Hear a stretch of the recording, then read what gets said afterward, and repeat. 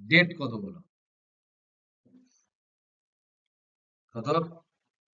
2 তারিখ? 15 তারিখ। 15/1/26। আমরা এটা পড়ছিলাম এখানে হালকা করে, আগের দিন যেহেতু অনেক রাত হয়ে গেছিল বলে আমি ছেড়ে দিয়েছিলাম, প্লাস ছবি টবি আঁকতে পারছিলাম না। কিসের? ওই যে আমাদের যে প্রথম ক্রম আর দ্বিতীয় ক্রমের যে রামধনু, সেগুলো সম্বন্ধে ফান্ডাটা আমরা কোয়ালিটেটিভলি ডিসকাস করেছিলাম, কিন্তু সেখানে রেখাচিত্রটা ঠিক কেমন হবে সেটা ব্যাখ্যা করাটা একটু আমার পক্ষে চাপ হচ্ছিল at that moment.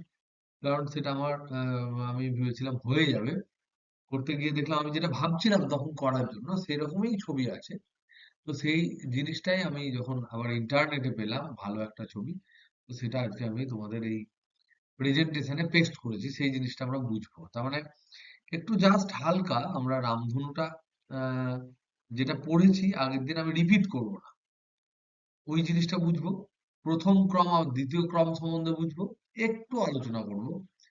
R second যেটা আমরা আলোচনা করব সেটা হচ্ছে এই যে স্ক্যাটারিং, বিক্ষেপণ যেটাকে বলে, বিক্ষেপণ এটা কি জিনিস আমরা জানি।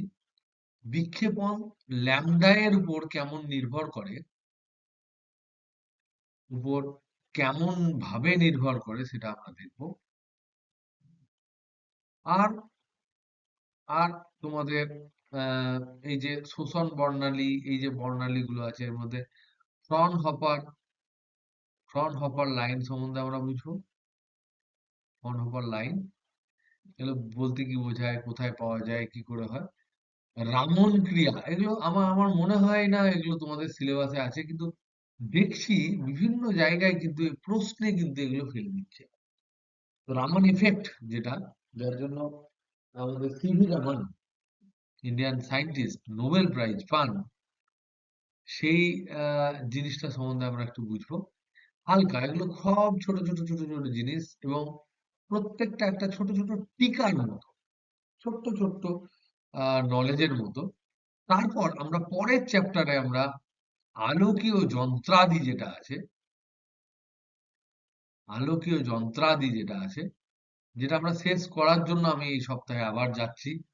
কালকে রাত্রির বেলায় পৌঁছাবো, পরশু পড়াবো।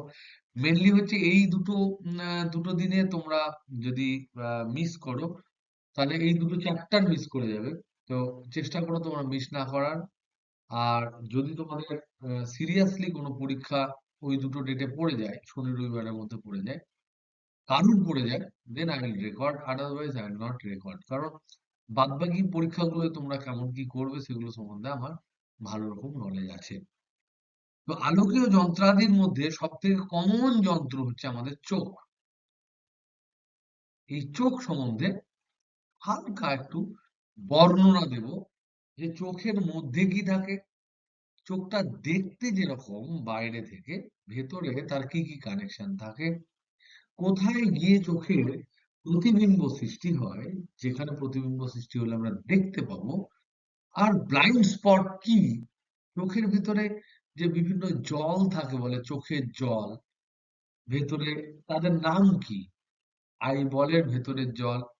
আর সেখান থেকে বিভিন্ন জায়গার মধ্যে ধরে নাও পিউপিল আর আইরিসে মানে কর্নিয়ার মধ্যে জল, এই যে লিকুইড গুলো থাকে তাদের প্রতিসরাঙ্ক কত, এবং চোখের যেটাকে আমরা লেন্স বলি, অক্ষি লেন্স, তার রিফ্র্যাক্টিভ ইন্ডেক্স কত, এবং সেই চোখটা কেমন ভূমিকা গ্রহণ করে, এবং চোখ খুব কাছাকাছি দেখার জন্য বা দূরের জিনিস দেখার জন্য কেমন ভাবে নিজেকে অ্যাডাপ্ট করে, অভিযোজন করে, উপযোজন করে এবং অভিযোজন করে কিভাবে। যদি বেশি লাইট, ব্রাইট লাইট পড়ে যায় চোখ ছোট হয়ে যায়, কম লাইট যখন লাইট ডিম হয়ে যায় তখন চোখটা বড় করে। হোয়াট ইজ দিস, এই সমস্ত সম্বন্ধে আমরা একটু আলোচনা করব। করে আমরা রোববার যখন আমরা ক্লাসে যাব, আমরা শনিবার যখন ক্লাসে যাব, প্রথমেই চোখের যে প্রবলেম, যেটা সম্বন্ধে আমাদের সবারই চেয়ে বেশি নলেজ আছে আমাদের দত্তবাবু, তো ওনাকে সামনে রেখেই আমরা চোখের বিভিন্ন রোগ সম্বন্ধে আলোচনা করব। কি বিজি, ঠিক তো? ওকে নিয়ে আসিস। ওকে, চলো তাহলে আমরা আলোচনা করি রামধনু। এটা কিন্তু রামধনু সম্বন্ধে আমরা পড়ছিলাম, আমরা বলেছি যে রামধনু হচ্ছে একটা প্রকৃষ্ট উদাহরণ, প্রাকৃতিক এক্সাম্পল, একদম প্রাকৃতিক উদাহরণ কিসের? বিচ্ছুরণের। বিচ্ছুরণ কি জিনিস নিশ্চয় তোমরা এখন বুঝে গেছো, যে যৌগিক আলো কোনো প্রতিসরক মাধ্যমের মধ্যে দিয়ে গেলে সেই প্রতিসরক মাধ্যমে যদি যৌগিক আলো প্রতিটা বর্ণের আলাদা আলাদা চ্যুতি হয়, তাহলে সেই চ্যুতিগুলো আলাদা হওয়ার দরুন তারা যখন বেরিয়ে আসবে ওই মাধ্যম থেকে, তখন তারা আলাদা আলাদা ভাবে নিজেদেরকে আত্মপ্রকাশ করবে। তখন লাল লাল হবে, বেগুনি বেগুনি হবে, হলুদ হলুদ হবে, বিভিন্ন বর্ণ, গ্রিন, হেন তেন, ভিপকিওর সব প্রকাশ পাবে যদি সাদা আলো গিয়ে পড়ে। এই ঘটনাটাকে আমরা বিচ্ছুরণ বলি, এবং এই বিচ্ছুরণ কিন্তু মারাত্মক ঘটনা। এই বিচ্ছুরণহীন চ্যুতিহীন বিচ্ছুরণ, হেন তেন আমরা ঠান্ডা ফান্ডা বিভিন্ন জিনিস আমরা ডিসকাস করেছি। করতে করতে আমরা বলছিলাম যে রামধনু যে তৈরি হয়, এখানে দু ধরনের আলো আমরা দেখতে পাই সাধারণত। এবং রামধনু আমরা তৈরি করার ক্ষেত্রে আমরা দেখেছিলাম যে এটা যদি পৃথিবী পৃষ্ঠ হয়, কি কি কন্ডিশনে রামধনু তৈরি হয় সেগুলো আমরা পড়েছি।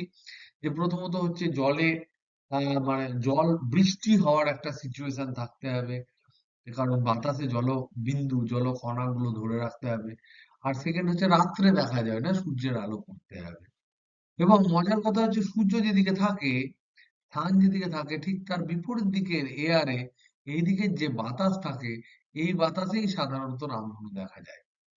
কারণ এই লাইট গুলো পড়বে এখানে, যে ছোট ছোট টুকরো গুলো থাকে, বিভিন্ন জলের টুকরো গুলো থাকে, প্রত্যেকটা টুকরোর জন্য আলাদা আলাদা অ্যাঙ্গেলে, আলাদা আলাদা জায়গায় এই বিক্ষেপণ নয়, বিচ্ছুরণ গুলো হয়।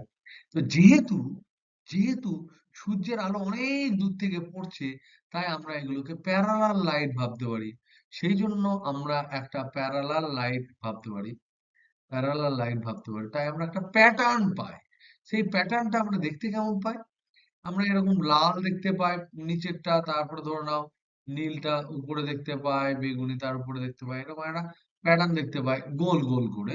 ছবি খুব বাজে আঁকছি, যদি এখান থেকে লোকে দেখে তাহলে এরকম দেখতে পাবে। আর আর একটা জিনিস দেখতে পাবে, খুব ফেড, যেখানে বেগুনিটা তোমার ভুল আঁকছি কিনা দেখি এখানে। অ্যাকচুয়ালি কখনো কখনো গন্ডগোল হয়ে যায়। তো যেটা খুব স্ট্রং হয় সেখানে কিন্তু লালটা, সরি, বেগুনিটা যেহেতু বেশি বেঁকে যায়, তার মানে এই লাল দেখলাম, এর নিচে নীল দেখবো, তার নিচে বেগুনি, এরকম একটা প্যাটার্ন দেখতে পাবো। এরকম একটা প্যাটার্ন দেখতে পাবো। তার মধ্যে গ্রিন ভিবগিওরে যা যা লাইন আছে, ইয়ো, হলুদ হলুদ, হেন তেন, এগুলো হচ্ছে একটা রেনবো দেখতে পেলাম, ধরে নাও এখানে একটা রেনবো দেখতে পেলাম। আর একটা ফেরল রেনবো, খুব কম শক্তিশালী আর একটা রেনবো কিন্তু একটু উপরের দিকে দেখা যায়। এগুলো যদি আমি মিটিয়ে দিই তাহলে দেখতে পাবো। এগুলো সচরাচর এই রেনবোটা দেখা যায় না। সচরাচর দেখা যায় না। কখনো কখনো দেখা যায়, খুব ফিবল এরকম লালটা থাকে। আর তোমার বাইরের দিকে তোমার এইটা থাকে, নীল থাকে, এরকম এরকম একটা দেখা যায়। দিস ইজ ফিবল আর দিস ইজ স্ট্রং। এই যে দু ধরনের রামধনু দেখা যায়, তার মধ্যে যেটা স্ট্রং সেটাকে বলা হয় প্রথম ক্রমের রামধনু।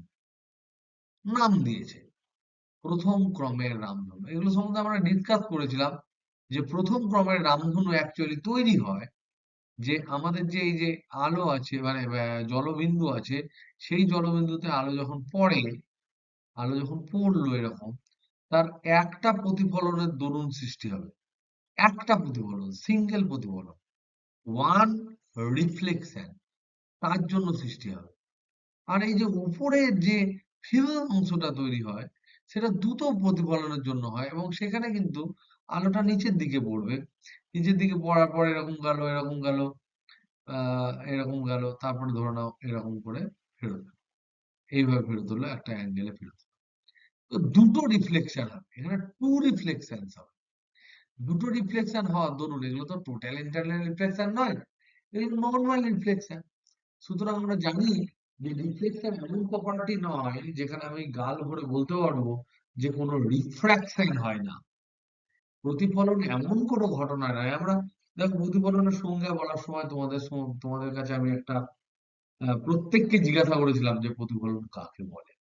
তখন তোমরা অনেকেই ঠিকঠাক বলেছো যে আলো যখন এক মাধ্যম থেকে অন্য মাধ্যমে যায়, তখন দ্বিতীয় মাধ্যমের প্রথম আর দ্বিতীয় মাধ্যমের বিভেদ তল থেকে আলোর কিছু অংশটা ভেরি ইম্পর্টেন্ট, আবার পুনরায় প্রথম মাধ্যমে ফিরে আসে। এটাকে আমরা রিফ্লেকশন বলি। আর টোটাল ইন্টারনাল রিফ্লেকশনে কি হয়? কোনো প্রতিসরণই হয় না। তাই প্রতিসরণ আর প্রতিফলন, এই দুটোর যে তীব্রতা সেটা আবার ব্যাক করে আসে বলে আমরা তাদেরকে বলি অভ্যন্তরীণ পূর্ণ প্রতিফলন, নো প্রতিসরণ। শোষণ টোষণ হবে কিন্তু প্রতিসরণ হবে না, পুরোটা ফেরত আসবে। কিন্তু এখানে যে জলবিন্দুর কথা বলা হচ্ছে, সেই জলবিন্দুতে কিন্তু যে প্রতিফলনগুলো হয়, সেই প্রতিফলনগুলো কিন্তু পূর্ণ প্রতিফলন নয়। সুতরাং সামান্য প্রতিশ্রিত হয়ে লস হবে। তো একটা প্রতিফলন হলে বেশি লস হবে, না দুটো প্রতিফলন হলে বেশি লস হবে?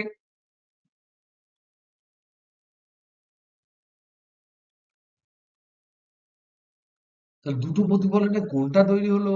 সেকেন্ড ক্রম না প্রথম ক্রম?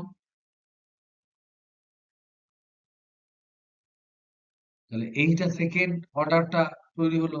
দুটো প্রতিফলনে তাই বেশি লস, তাই ফিবল, কম তীব্র, তাই আমরা চোখের সামনে দেখতে পাই না। এবার যেহেতু এই জিনিসটা আমি ছোটবেলায় পড়েছিলাম, খুব কষ্ট করে স্যাররা পড়াননি, রিডিং পড়তে পড়তে পড়েছিলাম, তখন আমি দেখেছিলাম যে এরকম ধরনের একটা কিছু হয়। পরে যখন আমি গ্রাজুয়েশন করতে আসি তখন আমার কাছে ক্লিয়ার হয়। তো আমি খুব লাকিলি ২ থেকে ৩ বার, একবার ইন্দোরে দেখেছিলাম যখন আমার ট্রেনিং চলছিল, আর একবার আমি বাড়ি গিয়ে দেখেছিলাম কোনো একটা বর্ষাকালে, এক পশলা বৃষ্টির পর ঠিক রোদ যখন উপরে উঠছে, বিশেষ করে দুপুরের শেষের দিকে দারুণ দেখা যায়। তো আমি দুটো রেনবো দেখে অবাক হয়েছিলাম। অবাক হয়ে পর হলো, এই বাবা, এ তো পড়েছিলাম। কারণ তখন ততটা টনটনে আহ, হয়তো বুঝিনি। রিজনটা জানতাম যে one reflection two reflection, one reflection two reflection, একটা ইন্টেন্সিটি কম একটা ইন্টেন্সিটি বেশি। পরে ভালো করে পড়ে বুঝলাম যে একবার যদি রিফ্লেকশন হয়, তাহলে তাহলে বিচ্যুতি কোণটা হয় বেশি। দুবার যদি রিফ্লেকশন হয়, তাহলে বিচ্যুতি কোণটা হয় তুলনামূলকভাবে একরকম হবে, হয়তো আরো বেশি হবে। তো বিচ্যুতি কোণ যেমন যেমন হবে, পৃথিবীর পৃষ্ঠ থেকে সেরকম ডিফারেন্ট অ্যাঙ্গেলে দেখা যাবে। তো এদের বিচ্যুতি কোণ এবং পৃথিবীর পৃষ্ঠ থেকে কত অ্যাঙ্গেলে তাদের দেখা যাবে, এই নিয়ে আমরা আগের ক্লাসে ডিটেলস আলোচনা করেছিলাম। এবং সেক্ষেত্রে আমরা আলোচনা করে আমরা যেটা করতে পারিনি, আমি যেটা করতে অক্ষম হয়েছিলাম তখন, কারণ আঁকাটা খুব ডিফিকাল্ট, হাতে আঁকাটা ডিফিকাল্ট, তো তার জন্য আমি সাহায্য নিয়েছি ইন্টারনেটে। সেখান থেকে একটা ছবি পেয়েছি, দ্যাট ইজ দ্য পিকচার। তোমরা প্রত্যেকে দেখতে পাচ্ছ একই না, নাকি প্রেসার দিতে হচ্ছে? দেখতে পাচ্ছ তো? তো দিস ইজ, এইটা হচ্ছে, আমি আমি এটা পরের পৃষ্ঠায় আরো বড় করে গেছি। এইটা হচ্ছে জলবিন্দু। জলবিন্দু, এখানে দুটো রে আসছে। একটা এই রেটা আসছে, এটাকে বলছে আপার সান রে। আর এই রেটা যাচ্ছে, এটা হচ্ছে লোয়ার সান রে। লোয়ার গুলোকে লোয়ার গুলোকে ডট ডট ডট ডট বলেছে, আপার গুলোকে ডাইরেক্ট স্ট্রেট লাইন বলেছে। তো দেখিয়েছে, এখানে ছবি এঁকে দেখিয়েছে লোয়ারটা গেল, এখানে দেখো লাল আর নীলে স্প্লিট হলো, এখানে লাল আর নীলে স্প্লিট হলো, এখানে দেখাচ্ছে। স্প্লিট হওয়ার পর লাল আর নীলের মধ্যে নীলটা এখানে এখানে ক্রস করলো, এখানে ক্রস করলো। ক্রস করার পর একটা এখানে ওয়ান রিফ্লেকশন হলো। করার পর নীল উপরে চলে এলো, লাল নিচে এলো। তার মানে এখানে যদি আমরা দেখতে পাই যে রেড নিচে, রেড নিচে, আর পার্পেল বা ব্লু পার্পেল উপরে, ব্লু পার্পেল উপরে। এই যে জিনিসটা আমরা দেখতে পেলাম, তার জন্য এখানে যদি চোখ থাকে বা মানুষ থাকে, তাহলে যে স্পেকট্রামটা দেখতে পাবে, যেটাকে আমরা রামধনু নাম দিয়েছি।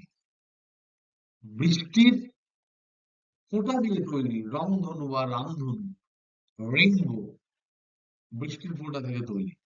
এটা প্রথম ক্রমের না দ্বিতীয় ক্রমের, কি বলবেন?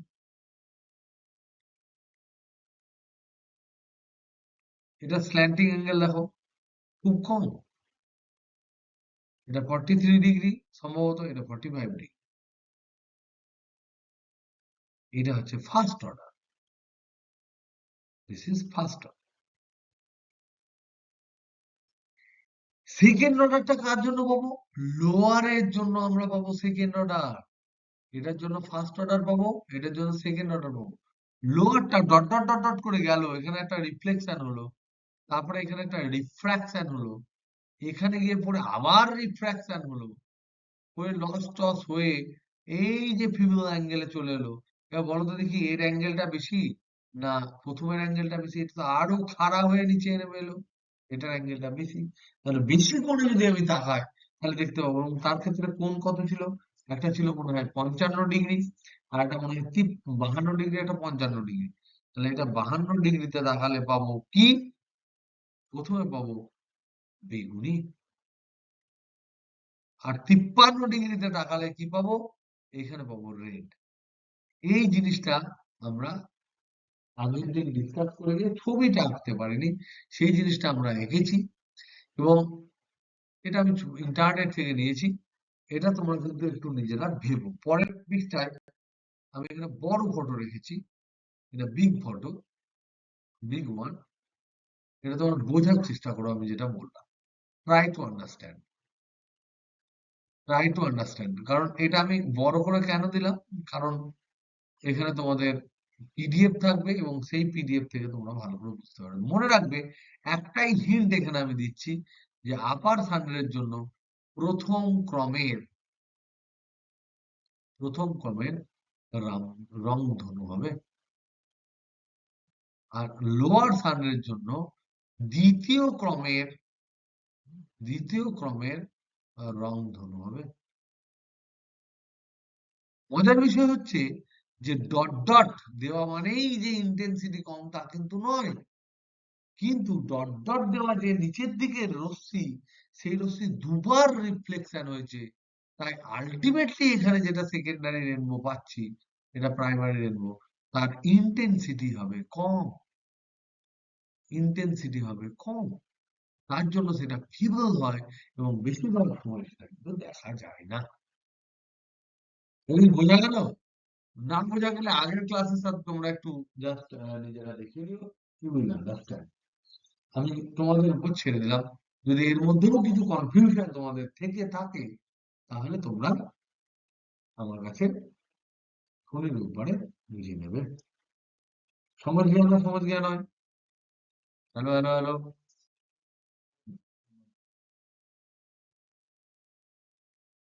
ঠিক, ঠিক। কোথায় কোথায় কোথায়? এই যে প্রাইমারি, প্রাইমারি রেনবো তো নিচেরটা তো লালই থাকে নাকি? দাঁড়াও।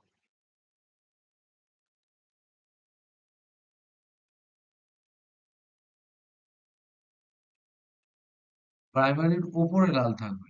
ওহো, আমি দিইনি, এটা ইন্টারনেট থেকে পেয়েছি। This figure is also not. আচ্ছা, 2, 3, my God.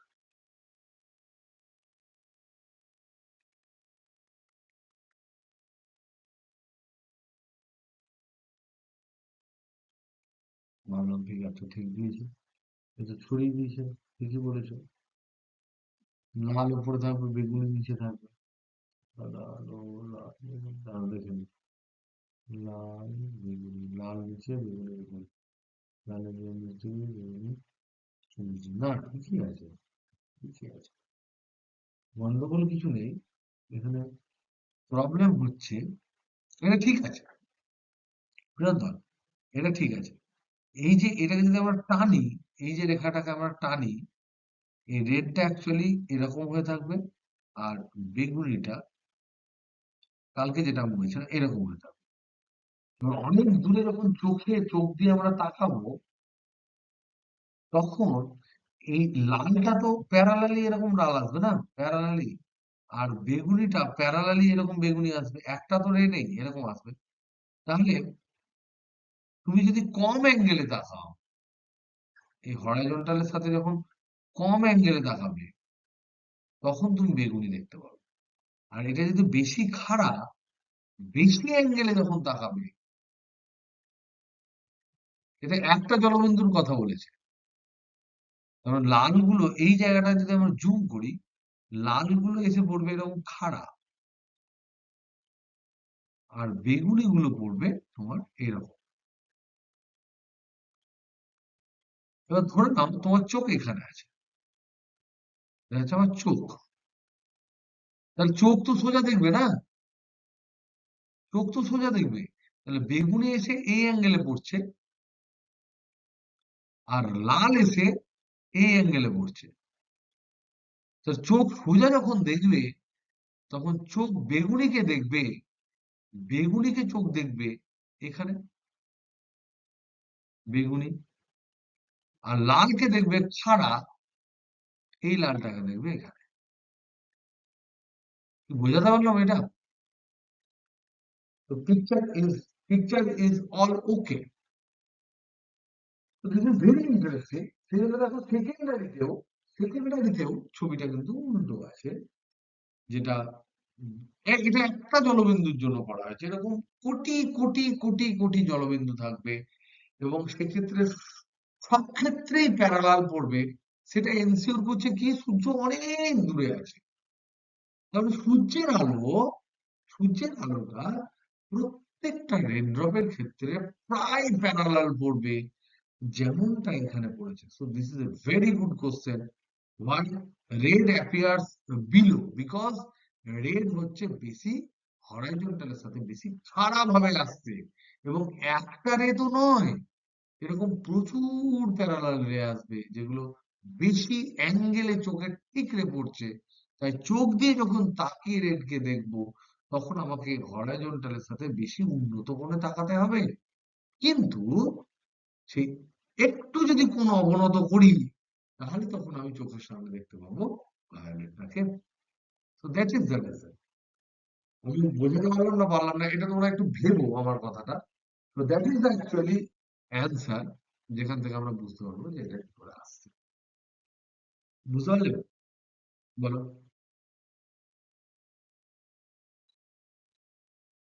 হুম।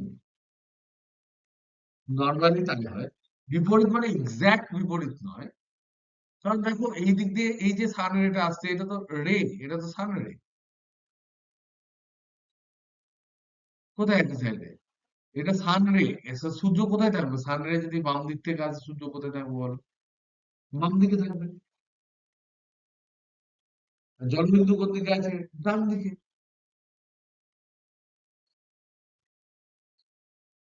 আমি তো এইদিকে দেখতে পাবো। চোখ যদি এখানে থাকে, এখানে রে আসছে, এখানে যদি চোখ থাকে, আমি এখানে দেখতে পাবো, এইদিকে দেখতে পাবো ছবি। চোখ তো সোজা দেখে। না, ওইগুলো তো দেখতে পাবো না। আমরা দেখো চোখের প্রবলেম হচ্ছে যে চোখ নাটক করে, আর তো আর চোখের তো কোনো কন্ট্রোল নেই, ও তো সোজাই দেখবে। বুঝলে না? তো সূর্যের আলো যেদিকে থাকবে, যেহেতু এটা রিফ্লেকশন হয়ে আমরা দেখতে পাচ্ছি, তাহলে নিশ্চয়ই, আর চোখ যেহেতু সোজা দেখে, তাই আমরা কিন্তু একদম সূর্যের ঠিক বিপরীত না হোক, মোটামুটি সূর্যের আলো কোথাও পড়বে, অ্যাঙ্গেল করে হলেও হলো, কিন্তু একদম সূর্য যেদিকে আছে সেদিকে কোনোদিন আমরা রেনবো দেখতে পাই না। ওকে, তো that is the reason. Very good question, এবং তোমার এই প্রশ্নতে আমরা আরো বেশি ক্ল্যারিফাই হলাম। Thank you. নেক্সট দেখো। নেক্সট হচ্ছে আমরা বর্ণালী নিয়ে আলোচনা করছিলাম। বেশি না ঘাঁটিয়ে আমরা নিঃসরণ, আর প্রথমত হচ্ছে কন্টিনিউয়াস, কন্টিনিউয়াস বা নিরবচ্ছিন্ন বর্ণালী, এটা কখন পাই? এটা হচ্ছে যে এই ধরনের বর্ণালী যখন পাবো, যে ধরে নাও এইদিকে তীব্রতা থাকবে, এদিকে ধরে নাও ল্যামডা থাকবে। তো তার ক্ষেত্রে এরকম করে কোনো একটা স্পেকট্রাম আমরা পেলাম যে প্রতিটা ল্যামডার জন্যই কিছু একটা ইন্টেন্সিটি আছে। এই ধরনের স্পেকট্রাম কোথায় পাই? এটা হচ্ছে কোনো বস্তুকে যদি আমরা বিশাল গরম করি, যেমন ধরলাম শ্বেত তপ্ত করলাম কোনো একটা বস্তুকে, তাহলে আমরা জানি যে কোনো একটা বস্তুকে যদি হিউজ গরম করি, তাহলে সে কিন্তু বিভিন্ন কম্পাঙ্কের তোমার আলো বা তোমার তড়িৎচুম্বকীয় তরঙ্গ সে বিকিরণ করে। তো বিকিরণ বর্ণালী, শ্বেততপ্ত পদার্থের বিকিরণ বর্ণালী, এটা হচ্ছে অ্যান্সার। বা ব্ল্যাক বডির শোষণ বর্ণালী। ব্ল্যাক বডি এমন একটা বডি, তো আমরা জানি যে ব্ল্যাক বডি বলতে কি বোঝায়?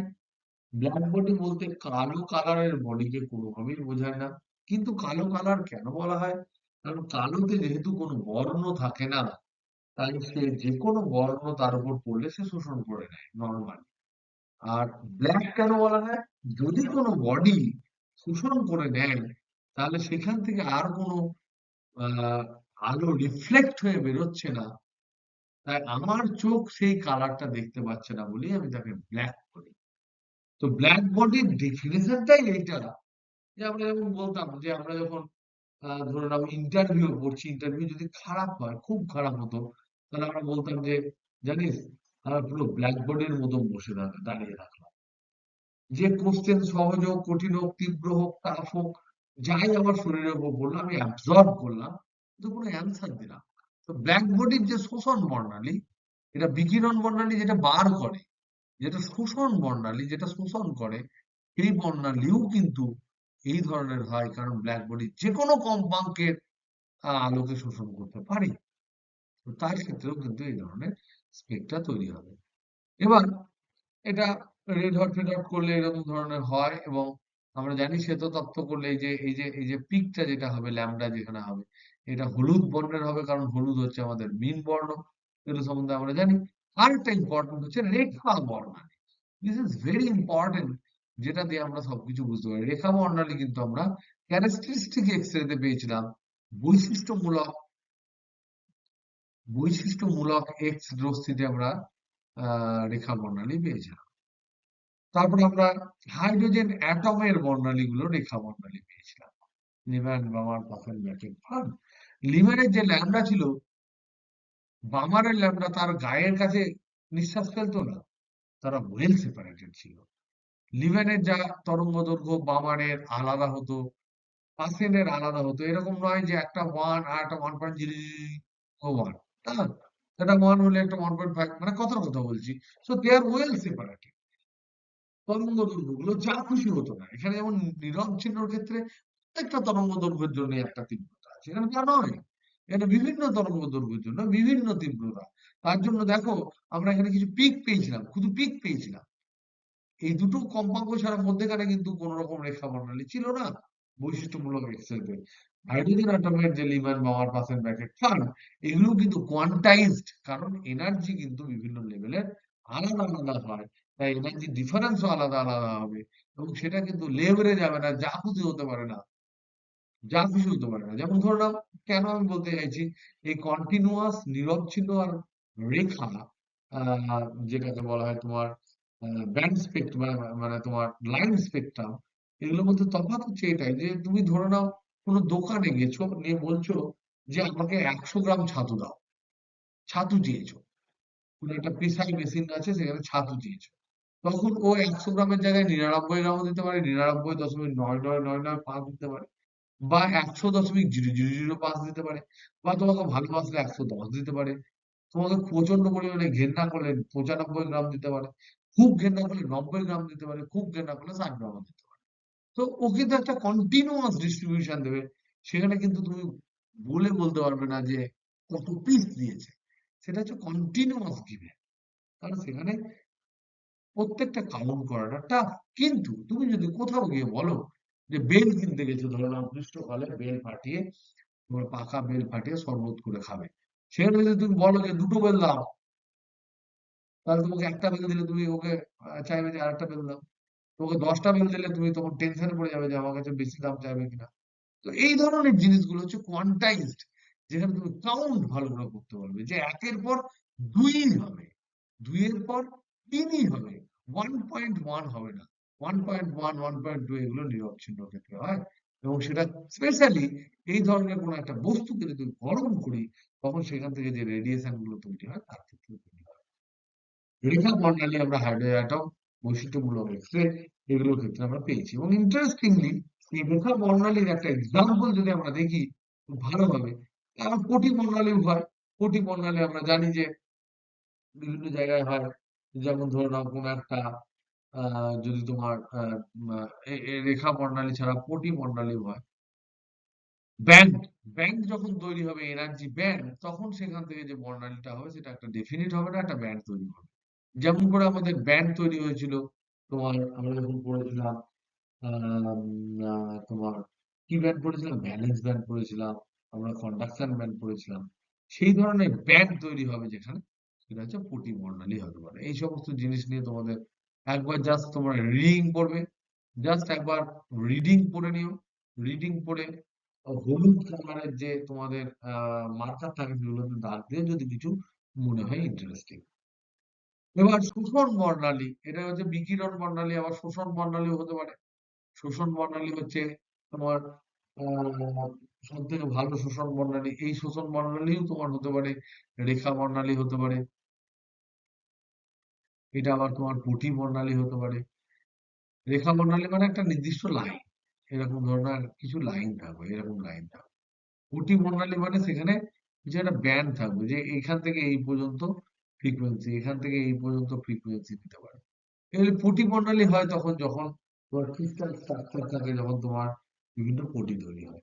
সুতরাং এইগুলো নিয়ে যখন একটা মলিকুল থাকবে না, রেখা বর্ণালী পাওয়া যায় সিঙ্গেল মলিকুলের জন্য, একটা সিঙ্গেল অ্যাটমের জন্য আমরা আলোচনা করেছিলাম এটাকে। আর পুঁটি পায় যখন মাল্টিপল অ্যাটম একসাথে থাকে, মাল্টিপল অ্যাটম একসাথে থাকে, তাদের বর্ণালী থাকে, তখন কোন একটা পরমাণুর বর্ণালী এরকম ধরনের হয়। তো এই সমস্ত জিনিসগুলো তোমরা রিডিং করো, করে যেখানে এখানে ইম্পর্টেন্ট একটা বর্ণালী দেখবে, তোমরা দেখতে পাবে সেটা হচ্ছে সৌর বর্ণালী। একটা এক্সাম্পল দিয়েছে সৌর বর্ণালী, তোমাদের বই থেকেই আমি পড়াচ্ছি দেখে দেখে। এবং দেখে দেখে বলতে কি কি আছে সেগুলো দেখার জন্য দেখে দেখে। সোলার স্পেকট্রাম, সোলার স্পেকট্রাম মানে কি? সোলার স্পেকট্রাম মানে এই যে সূর্য থেকে যে আলো আসছে, সান, এখান থেকে আলো আসছে, এগুলোকে আমরা যন্ত্র, একটা যন্ত্র ইউজ করি, যন্ত্র দিয়ে দেখার চেষ্টা করছি কি কি কম্পাঙ্ক এসেছে, কম্পাঙ্ক এলো, সেখানে দেখা যায় যে একটা বিভিন্ন ধরনের কম্পাঙ্ক থাকা সত্ত্বেও তুমি ভাববে যে সূর্য থেকে তো যা খুশি আসতে পারে।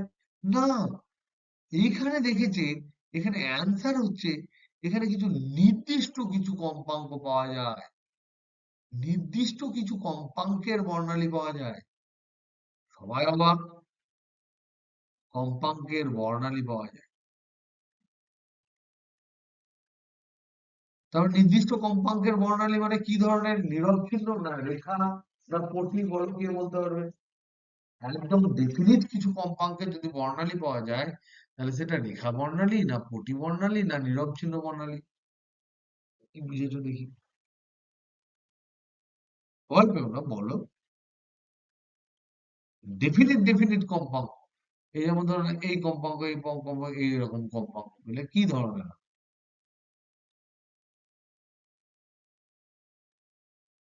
বলতে পারবে?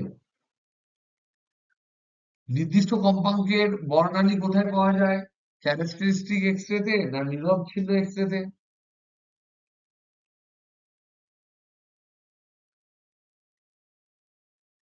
বৈশিষ্ট্যমূলক। তাহলে বৈশিষ্ট্যমূলক এক্সরেটা কি, কন্টিনিউয়াস না রেখা?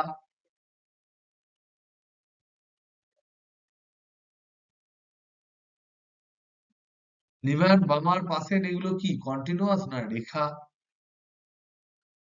রেখা। তাহলে এখানে রেখা বর্ণালী পাবো। কারণ সূর্যর যে আলো, সেখানে তো দেখছে রেখা বর্ণালী পাওয়া গেল। So this is very interesting একটা ব্যাপার স্যাপার।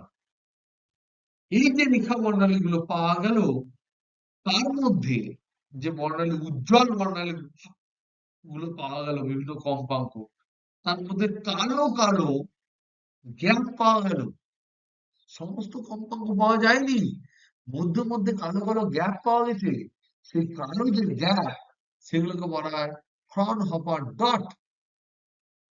তাহলে এখান থেকে যদি আমরা দেখি, সূর্য থেকে আগত আলো, সূর্য থেকে আগত আলো, আলোর বর্ণালী, শোষণ বর্ণালী কোন একটা জায়গায় শোষণ করবে, শোষণ বর্ণালী যেটা হয় সেটা অ্যানালিসিস করে দেখা গেল এটা হচ্ছে রেখা বর্ণালী। রেখা বর্ণালী মানে কন্টিনিউয়াস নয়, কন্টিনিউয়াস নয়, তাহলে নির্দিষ্ট গ্যাপ থাকবে, নির্দিষ্ট গ্যাপ থাকবে। এই যে গ্যাপ যেগুলো থাকছে, সেই গ্যাপ গুলো ব্ল্যাক হিসেবে আমরা ধরে নিতে পারি, ফাঁকা, বা ডট হিসেবে ধরে নিতে পারি, এগুলো গ্যাপ রয়েছে। এই যে গ্যাপ, এইগুলোকে বলা হয় ফ্রনহফার ডট। তোমাদের যে আহ, যে তোমাদের বেশ ভালো পাকা তোমাদের যে একটা কোশ্চেন অ্যান্সার ব্যাংক আছে, সেখানে এই ধরনের প্রশ্ন পড়ে, যেগুলো নর্মালি খুব টিপিক্যাল প্রশ্ন, সেই ধরনের প্রশ্ন পড়ে। সেখানে আমরা দেখলাম যে ফ্রনহফার ডট বলতে কি বোঝায়, সেটা এখান থেকে প্রশ্ন ফেলেছে, যাতে করে কোনো স্টুডেন্ট কে খুঁজে পেতে বাঁচ দেওয়া যায়। তো যাই হোক, দিয়েছে যখন, তখন আমরা পড়ে নিই যে সূর্যের আলোর যে শোষণ বর্ণালী হয় সেটা রেখা বর্ণালী। রেখা বর্ণালী মানে হচ্ছে সমস্ত কম্পাঙ্ক কিন্তু থাকবে না, সমস্ত কম্পাঙ্ক থাকবে না, থাকবে না, কিছু কম্পাঙ্ক অনুপস্থিত, কিছু অনুপস্থিত। এই যে অনুপস্থিত যারা থাকবে, সেই সমস্ত জায়গাগুলোতেই গ্যাপ থাকবে, সেগুলোই কালো দেখাবে। তাহলে ফর্নপার ডট পায়। এবার বলছে যে এই যে ফর্নপার রে, ফর্নপার ডট তো বটে, আর এই যে শোষণ বর্ণালী, রেখা বর্ণালী পাচ্ছ, এটাকে বলা হয় ফ্রনহফার বর্ণালী। এই যে ফ্রনহফার রেখা বা বর্ণালী, এই রেখাটার গুরুত্ব কি বলছে, এবং গুরুত্বটা কিন্তু ইম্পর্টেন্ট, যে এদের ক্ষেত্রে যে কম্পাঙ্ক গুলো ওরা দেখতে পাচ্ছে, সেই কম্পাঙ্ক কিছু বৈশিষ্ট্যমূলক কম্পাঙ্ক, এবং সেই বৈশিষ্ট্যমূলক কম্পাঙ্ক হাইড্রোজেন, ডয়টেরিয়াম, তারপরে ধরো নাও অক্সিজেন, ঝুল মানে বা কিছু কিছু এলিমেন্ট যেগুলো আমাদের পৃথিবীতে রয়েছে, সেই সমস্ত এলিমেন্টের যে ট্রানজিশন হলে যে তোমার কম্পাঙ্ক গুলো বেরোয়, তার সাথে সমান। তাই আমরা বলতে পারি যে সূর্যের ভিতরেও কিন্তু হাইড্রোজেন আছে, সূর্যের ভেতরেও কিন্তু হিলিয়াম আছে, তার ভেতরেও কিন্তু অক্সিজেন আছে, এটসেট্রা এটসেট্রা। তার মানে এখানে এর গুরুত্ব কি, ফ্রনপার, ফ্রন ফ্রন হপার যে রেখা, যেটা আমরা পেয়েছি সূর্য আলো থেকে, তার গুরুত্ব কি? গুরুত্ব হচ্ছে এইটাই যে এই এই যে স্পেকট্রাম, এই স্পেকট্রামের কম্পাঙ্ক গুলো, কম্পাঙ্ক অ্যানালিসিস করে বোঝা যায় সূর্যের মধ্যেও, সূর্যের মধ্যেও হাইড্রোজেন, হিলিয়াম এটসেট্রা আছে, যা আগে জানা যাচ্ছিল না। এটা আমরা জানতে পেরেছি যেগুলো আছে। তো এই সমস্ত তার কি প্রায় সমস্ত, এবং শুধুমাত্র হাইড্রোজেন হিলিয়াম নয়, আমাদের পৃথিবীতে যা যা পাওয়া গেছে প্রায় সব এলিমেন্ট দেখা গেছে পৃথিবীতে প্রাপ্ত প্রাপ্ত প্রাপ্ত এলিমেন্টস এর যেমন স্পেকট্রাম হয়, সেই স্পেকট্রামের সাথে হু মিলেছে। কারণ আমরা বলতে পারি, এখান থেকেও কিন্তু ওয়ান অফ দা কনক্লুশন টানা হয়েছে যে সূর্য থেকেই কিন্তু পৃথিবীর সৃষ্টি। তো এমনি আমরা যে মাঝে মাঝে আমরা বলি যে একটা ভবগ্রহ জ্যোতিষ্ক যাচ্ছিল সূর্যের পাশ দিয়ে, সেখান থেকে সূর্য থেকে উপচে উঠে এসছে বিভিন্ন এলিমেন্ট, তারপর সে চলে গেছে, তার জন্য রুটি, ময়দা যেমন দুই দিকে টানলে মধ্যেখানে ছোট, ডান দিকে ছোট, মধ্যেখানে বড় বড় জিনিস তৈরি হয়, সেরকমই আমাদের বুধ, পৃথিবী, মঙ্গল, হেন তেন, বুধ, মঙ্গল, পৃথিবী, শুক্র, হেন তেন তৈরি হয়েছে। এবং বৃহস্পতি মোটা হয়েছে, তারপর ধীরে ধীরে ইউরেনাস, নেপচুন, প্লুটো এগুলো হয়েছে, ছোট হয়ে গেছে। এই যে কথাগুলো আমরা বলি, সেগুলো আমি প্রথমে গল্প করে ছোটবেলায় শুনেছি, কিন্তু সেই গল্প কিন্তু ছোটবেলায় শুনতে ভালো লাগে। বড়বেলায় সেই গল্প যদি তুমি দিতে চাও, তার পেছনে কিন্তু বীভৎস লজিক দিতে হয়। এবং পৃথিবী যে সূর্য থেকেই সৃষ্টি হয়েছে, তার অন্যতম ব্যাখ্যা পাওয়া যায় এই ফ্রনহফার লেখার অ্যানালিসিস থেকে। সো ইট ইজ হিউজ, যেটা ছোটবেলা থেকে তোমরা জানো, তার বা আমিও জানি, প্রত্যেকেই শিখেছি এবং আমাদেরকে জানানো হয়েছে ইনফরমেশন হিসেবে। তার লজিক কিন্তু তুমি এখান থেকে পাচ্ছ, যেটা একটা বর্ণালী। বোঝা গেল? Hello, hello, hello, hello, hello, hello. তুমি আছিস না, পালিয়ে গেলি? Hello, hello, hello. তারপরে তোমার পরিপূরক রং সম্বন্ধে দিয়েছে, এই রং কার সাথে কি মেশালে কি হবে, এটা সম্বন্ধে যদি তোমরা না নিজেরা পড়তে পারো, তাহলে এটা আমার পক্ষে কিছু করা সম্ভব নয়। তো কমপ্লিমেন্টারি রং মনে রাখবে, মৌলিক রং যেটা, সেটা হচ্ছে RGB বর্ণ, মৌলিক বর্ণ, RGB, রেড, গ্রিন, আর বিতে হচ্ছে ব্লু। এই তিনটেকে মিশিয়ে দিলে সম্ভবত RGB, ঠিক বললাম কিনা জানি না, তোমরা একটু চেক করে নিও। তো হ্যাঁ, লাল, সবুজ, নীল, তাহলে RGB, হয় তো? লাল, সবুজ, নীল, RGB, ঠিক আছে। এটা হচ্ছে প্রাথমিক বর্ণ, প্রাইমারি, মৌলিক, প্রাইমারি রং। এগুলোকে জুড়ে দিলেই হয়ে যাবে তোমার হোয়াইট। এবার সবুজের সাথে লাল মেশালে হলুদ হয়, লালের সাথে নীল মেশালে ম্যাজেন্টা হয়, সবুজের সাথে নীল মেশালে ময়ূরকণ্ঠী নীল হয়। কোন ক্ষেত্রে কি মেশালে কি হয়, সেগুলো তোমাদের দেখার দায়িত্ব। এগুলো আমার পক্ষে সম্ভব নয় মনে রাখা, আমি সারা জীবন মনে রাখিনি। তাও কিন্তু নেট, গেট, জেস্ট, সমস্ত রকম ফিজিক্সের পরীক্ষা পাস করে গেছি। সুতরাং বুঝতেই পারছো যে এগুলো মনে রাখা না রাখা কোনোটা ইম্পর্টেন্ট নয় সুদূর ভবিষ্যতের জন্য, কিন্তু ইম্পর্টেন্ট যদি বাই চান্স পরীক্ষায় পড়ে যায় ক্লাস 12। তো কোনটা মিক্স করলে কি হয়, মিক্সিং অফ কালার, এগুলো সম্বন্ধে তোমরা একটু দেখে নিও। পরিপূরক বর্ণ বলতে বোঝায় যে কোন রঙের সাথে সেই রং, একটা রং আছে, ধরো না, একটা বর্ণ আছে, সেই বর্ণটার সাথে পরিপূরক বর্ণ যদি তুমি অ্যাড করে দাও, তাহলে সেটা কি হবে জানো? যদি অ্যাড করে দাও, তাহলে কি হবে বলো? তাহলে হয়ে যাবে সাদা। তাই পরিপূরক বর্ণ কিন্তু কমপ্লিমেন্টারি রং, যে যে দুটো বর্ণকে জুড়ে দিলে সাদা রং হয়, তাদের একটিকে অন্যটার পরিপূরক বর্ণ বলা হয়। তো তোমরা দেখে নেবে কে কার পরিপূরক। তাহলে হোমওয়ার্ক হচ্ছে তোমাদের, কোন বর্ণের পরিপূরক, কোন বর্ণ কোন বর্ণের পরিপূরক,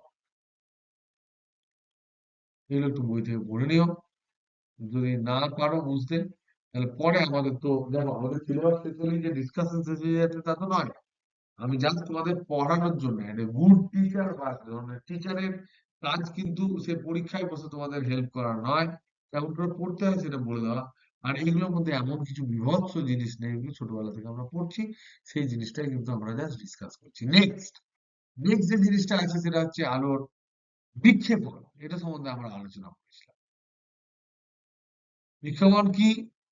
আমরা বলেছিলাম যে বস্তু কণার যে তরঙ্গ দৈর্ঘ্য, যে ল্যামডাটা গিয়ে পড়ছে, যে ধরে নাও আলো গিয়ে পড়ছে, আলো, তার ল্যামডা যদি কোনো একটা বস্তু কণার উপর পড়ে, যে বস্তু কণার যে আকার, তার তুলনায় ল্যামডা বড়, এটার আকার ধরে নাও ডাইমেনশন হচ্ছে ডি, তাহলে ডি হচ্ছে ডায়ামিটার, তাহলে ডি এর চেয়ে ধরে নাও lambda is greater than D বা তুল্য মূল্য, সেক্ষেত্রে কি হয়?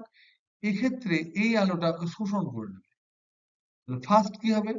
এই বস্তুটা, বস্তু বস্তু আলো শোষণ করবে। এবার আলো শোষণ করা মানে কি? ভেতর থেকে দেখি তো ইন্টারনালি এটা মানে কি?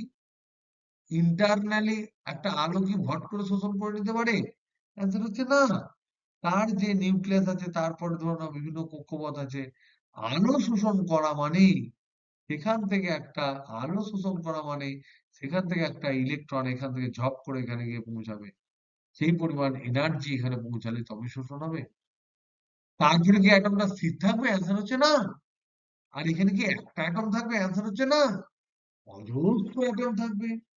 আলো পড়া মানে কোটি কোটি ফোটন পড়বে। কোটি কোটি কোটি ফোটন পড়বে। আর কোটি কোটি কোটি অ্যাটম আছে। তাই কিছু অ্যাটম শোষণ করবে, বেশিরভাগ অ্যাটম শোষণ করবে ওই ইতে উপরের লেভেলে যাবে।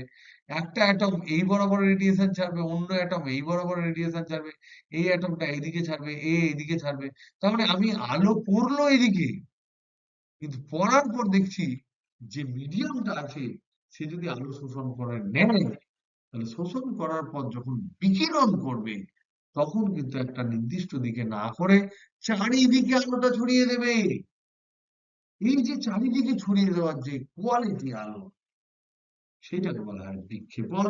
ইংরেজিতে এটাকে বলা হয় স্ক্যাটারিং। এটা সম্বন্ধে আমরা বলেছি তোমাদেরকে, আবার বললাম। এই যে স্ক্যাটারিং এর জন্য যে তীব্রতা হবে, বিজ্ঞানীর র্যালে একটা ফর্মুলা বলেছে। বিজ্ঞানী র্যালে একটা ফর্মুলা বলেছে। র্যালে এটা বলছে যে বিক্ষেপণের দরুন বিক্ষেপণের দরুন যে তীব্রতা হবে, তীব্রতা সেটা কোন আলোর কথা বলছি তার উপর নির্ভর করে। তারপরে ল্যামডার উপর, ল্যামডা এর উপর নির্ভরশীল। কেমন ভাবে? কেমন ভাবে নির্ভরশীল? উনি বলছেন যে ইন্টেন্সিটি যদি I হয়, তাহলে I is proportional to 1 by lambda to the power 4। এটাকে র্যালের সূত্র বলা হয়। এটাকে র্যালের বিক্ষেপণ সূত্র বলা হয়। র্যালের বিক্ষেপণ সূত্র বলা হয়। উনি কি বললেন? যে কোন একটা তরঙ্গ দৈর্ঘ্যের আলো কতটা তীব্রভাবে চারিদিকে ছড়িয়ে পড়বে সেটা নির্ভর করে তার তরঙ্গ দৈর্ঘ্যের উপর। তাহলে তরঙ্গ দৈর্ঘ্য যত কম হবে সেই তীব্রতাটা বেশি হবে না কম হবে? This is very very very very important. পরীক্ষার জন্য ইম্পর্টেন্ট কতটা, তার চেয়েও ইম্পর্টেন্ট হচ্ছে এখান থেকে অনেক ভালো ভালো জিনিস ব্যাখ্যা করা যায়। বলতো দেখি, ল্যামডা যদি বেশি হয় এটা মানে কি? আই হলো আই হলো ল্যামডা আলোর তরঙ্গ দৈর্ঘ্যের আলোর আলোর বিক্ষিপ্ত তীব্রতা। বিক্ষিপ্ত তীব্রতা। তাহলে বলো তো দেখি, বিক্ষিপ্ত তীব্রতা লালের বেশি হবে না বেগুনির বেশি হবে? তাহলে প্রশ্ন হচ্ছে তোমার বাতাসের উপর, বায়ুমণ্ডলের উপর, বায়ুমণ্ডলের উপর উপর সাদা আলো পড়লে, সাদা আলো পড়ে বিক্ষিপ্ত হলে, বিক্ষিপ্ত হলে লাল, বেগুনি, নীল এগুলির মধ্যে, এগুলোর মধ্যে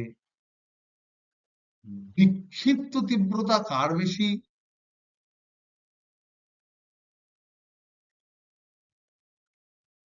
তোমরা কি কেউ আছো না পালিয়ে গেছো? বেগুনি কেন, কি দোষ করলো? তোমরা নিজে, বেগুনি কি দোষ করলো? দেখো আমাদের ফর্মুলা, আমরা নিজেরা সব জানি এরকম অহংকার করবো না। আমরা বলবো র্যালের বিক্ষেপণ সূত্র অনুযায়ী, বিক্ষেপণ সূত্র কি বলে? যে যে তরঙ্গ দৈর্ঘ্যের ইন্টেন্সিটি আই সেটা সেই তরঙ্গ দৈর্ঘ্য এটার সাথে নির্ভরশীল। তাহলে ল্যামডা বেশি মানে হচ্ছে সেই আলোর আই কম, সেই আলোর আই কম। ল্যামডা কম তার মানে সেই আলোর আই বেশি। আই কি? আই হচ্ছে সেই আলো চারদিকে ছড়িয়ে পড়বে, তার তীব্রতা। তাহলে লাল আলোটা বেশি ছড়িয়ে পড়বে নাকি বেগুনি নাকি নীল? সব থেকে বেশি কি হবে?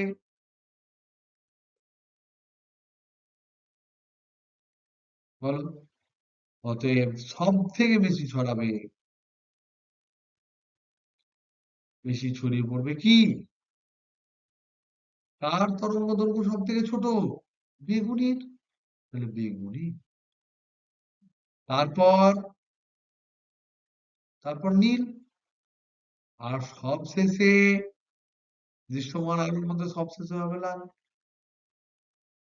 কিন্তু মজার কথা হচ্ছে আমাদের চোখ বেগুনি অত ভালো সেন্স করে না যতটা নীলকে করে। চোখ হচ্ছে বেগুনি পিগমেন্টটাকে ভালো করে ভালোবেসে দেখে না। তাই বেগুনির পাশে যদি নীল থাকে তাহলে চোখ নীলকে বেশি তীব্রভাবে দেখতে পারে, বেগুনিকে দেখতে পারে না। তার ফলে বেগুনি আর নীল দুজনে যদি প্রায় সমান সমান ছড়িয়ে পড়ে তাহলে বেগুনি আমরা দেখবো না, নীলটাকে বেশি ছড়িয়ে দেখবো। তাই পৃথিবীর পৃষ্ঠ থেকে আমরা যদি আকাশের দিকে তাকাই, আকাশকে লাগে নীল। তাহলে এখানে আমরা বলবো যে আমাদের চোখ নীল আলো আলোতে বেশি সেনসিটিভ রিলেটিভ টু বেগুনি আলো। তাই তাই ভূপৃষ্ঠ থেকে ভূপৃষ্ঠ থেকে আকাশ নীল লাগে, নীল দেখায়। এবার যদি তোমাকে প্রশ্ন করি যে চাঁদের পৃষ্ঠ থেকে কালো কেন দেখায়? চাঁদের পৃষ্ঠ থেকে আকাশ কালো কেন লাগে?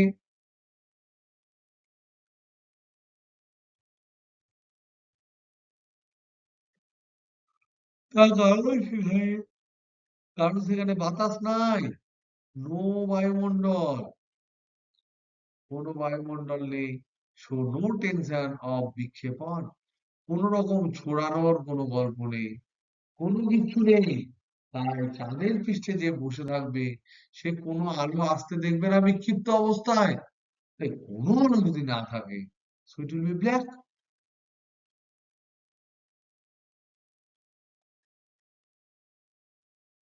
এই হলো ব্যাপার। তো আকাশের নীলিমা আমরা ব্যাখ্যা করতে পারলাম, উষা মধুলি আমরা ব্যাখ্যা করতে পারবো, এটসেট্রা। এরপর তোমাদের একটা ছোট টিকা টিপ্পনী আছে, সেটা হচ্ছে রামন ক্রিয়া। সেটা আমি একটু হালকা করে বলে দিই। বিজ্ঞানী রামান নোবেল পেয়েছেন আমাদের দেশের বিজ্ঞানী, সেটা সম্বন্ধে আমরা হালকা একটু আলোচনা করি। নেক্সট হচ্ছে রামান ইফেক্ট।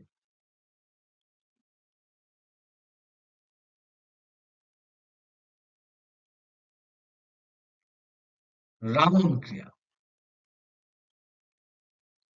খুব অবাক হয়েছিলাম যে যেটার বই পড়লে, যে বই এবং যার প্রশ্ন বিচিত্রা না পড়লে পশ্চিমবঙ্গে ফার্স্ট সেকেন্ড থার্ড হওয়া যায় না, বা ফার্স্ট সেকেন্ড থার্ড হলে যাদেরকে টাকা দিয়ে প্রথমে বুকের সামনে ধরিয়ে দেওয়া হয় যে আমরা সেই প্রশ্ন বিচিত্রা পড়ে ফার্স্ট সেকেন্ড থার্ড হয়েছি, সেই সমস্ত বইয়ে বিভিন্ন ভালো ভালো প্রশ্ন দেওয়া সত্ত্বেও এরকম পাকা পাকা প্রশ্ন দেয় কেন আমি জানি না। যদি দিয়ে থাকে তাহলে অবশ্যই আমরা সেগুলো পড়বো, কারণ সেগুলো তোমাদের বইয়ে দেওয়া আছে। আই ডোন্ট নো যে এগুলো তোমাদের সিলেবাসে আছে কিনা, কারণ এটা বুঝতে গেলে যে জিনিসগুলো জানানো দরকার, এগুলো শুধুমাত্র তো ফিজিক্স পড়া মানে তো শুধুমাত্র ইতিহাস পড়ার মতো মুখস্থ করা নয়। একটা রামন ইফেক্ট বোঝাতে গেলে অনেক জিনিস বোঝাতে হয়। যাই হোক, সেগুলো আমি না বুঝিয়ে কত চটজলদি তোমাদের বোঝাতে পারি সেটা সম্বন্ধে আমার একটা চ্যালেঞ্জ থাকবে। বুঝলে? তো প্রখ্যাত বিজ্ঞানী সিভি রামান 1928 সালে উনি নোবেল প্রাইজ পান। তার জন্য ওটা আমরা ওনার দিনটাকে আমরা ইন্ডিয়ান সায়েন্স ডে হিসেবে পালন করি, আমরা জানি। তো সেই রামান যে জিনিস দেখা এবং ব্যাখ্যা করার জন্য তিনি নোবেল প্রাইজ পান, সেই নোবেল প্রাইজ এর ঘটনাটা আমরা একটু জানার চেষ্টা করব। উনি কি করেছিলেন? খুব সিম্পল, দেখে মনে হয় বিশাল সিম্পল। উনি একটা জারে, ধরে নাও একটা জার আছে, কথা খুব, আমি কিন্তু রাফ কথাবার্তা বলছি। জাস্ট তোমাদের বোঝানোর জন্য, কারণ এক্সপেরিমেন্ট ওরকম করে হয় না। এখানে একটা লিকুইড নিয়েছিলেন। লিকুইডটা কি নিয়েছিলেন? বেনজিন, টলুইন এই ধরনের কিছু একটা তরল নিয়েছিলেন, যেটা হচ্ছে ট্রান্সপারেন্ট। বেনজিন, টলুইন, নিশ্চয় আমি যদি খুব ভুলভাল না বলি, এটা বেনজিন আর এটা টলুইন, ঠিক আছে না? ঠিক নাই, ভুল আঁকলাম?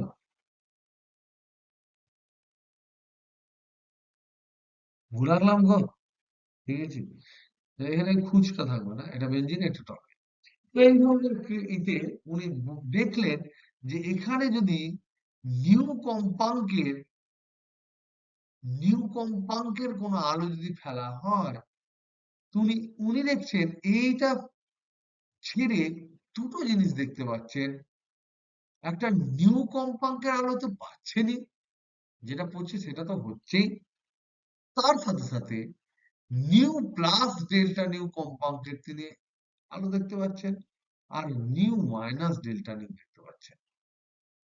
অবাক হয়ে গেলেন যে বেনজিন, টলুইন বা এই ধরনের কিছু হাইড্রোকার্বন যেগুলো ট্রান্সপারেন্ট লিকুইড, তার মধ্যে আমি যদি একটা বিশেষ কিছু কম্পাঙ্কের আলো ফেলি, দৃশ্যমান আলো, এগুলো হচ্ছে দৃশ্যমান আলো, যদি আমরা ফেলি, মোটামুটি ধরে নাও দৃশ্যমান আলো যদি আমরা ফেলি,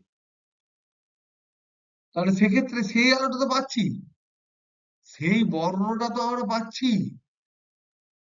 তার সাথে সাথে এটা ম্যাক্সিমাম আমি পাবো, প্রায় 80-90% আমি সেটা পাচ্ছি। কিন্তু তার সাথে সাথে উনি দেখছেন বেশি কম্পাঙ্কের আলো, বেশি কম্পাঙ্কের আলো পেলো। আর কি পেলো? তার সাথে আবার কম কম্পাঙ্কের আলো পেলো। Very strange. এটা পাওয়াটা তো কোনো কিছু বড় ব্যাপার নয়।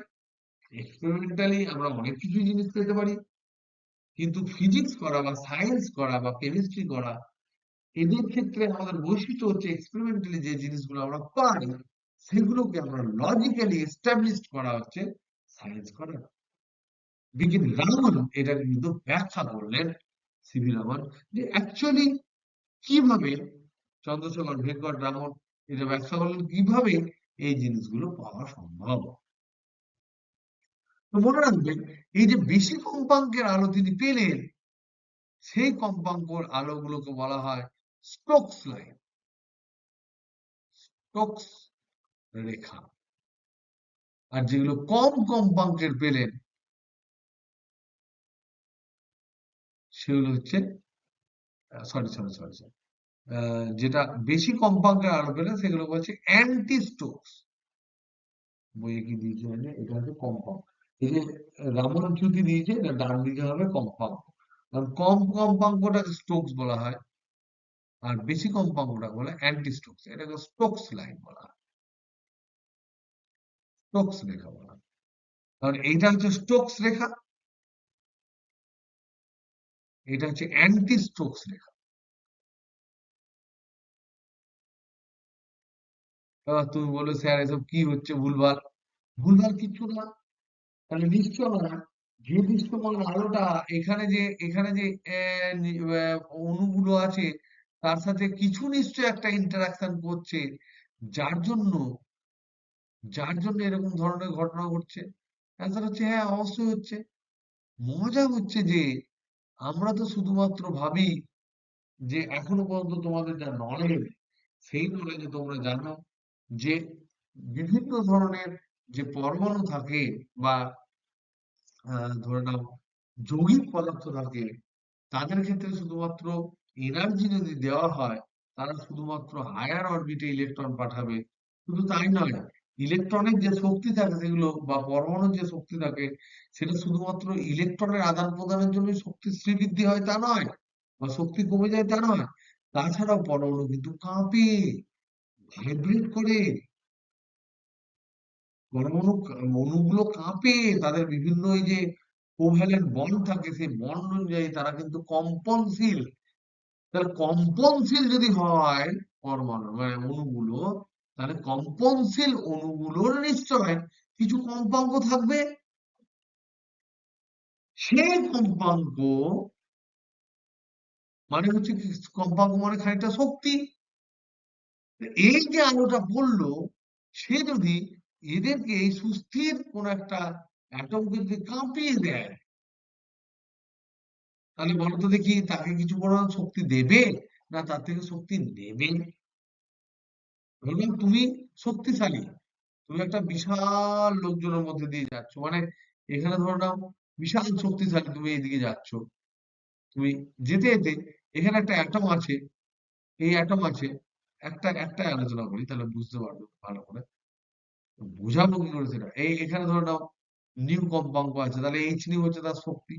এবার ধরে নাও এ স্থির ছিল। এখন এটা হওয়ার পর দেখা গেল যে এ হয়ে গেল কম্পনশীল। কম্পনশীল কিছু একটা কম্পনশীল হলো, তার মানে কি এ শক্তি পেল। শক্তি পেল কার কাছ থেকে? এর কাছ থেকে। তাহলে এবার বলো এখান থেকে যে এইচ নিউটা বেরোবে, নিউ প্রাইম যদি হয়, তাহলে কম্পাঙ্ক কমলো না বাড়লো? কম্পাঙ্ক কমবে না বাড়বে?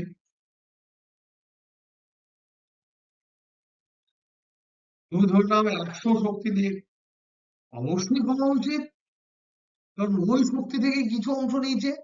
তুমি ধরে নাও একটা বড় ঠোঙায় করে 20 টাকার মুড়ি চানাচুর নিয়ে যাচ্ছ, সামনে একজন অভুক্ত লোক ঢুকছিল,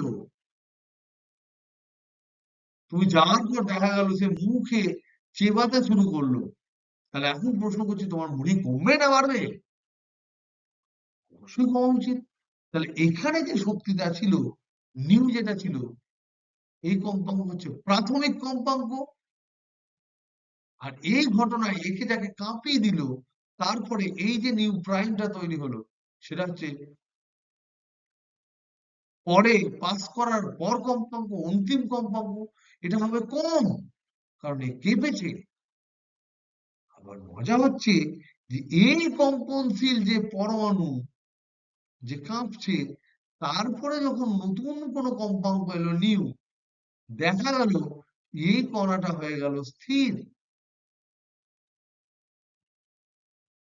তারপরে যে নিউ প্রাইমটা তৈরি হবে এখানে, বলো তো দেখি এটা বেশি হবে না কম? অবশ্যই এটা বেশি হবে।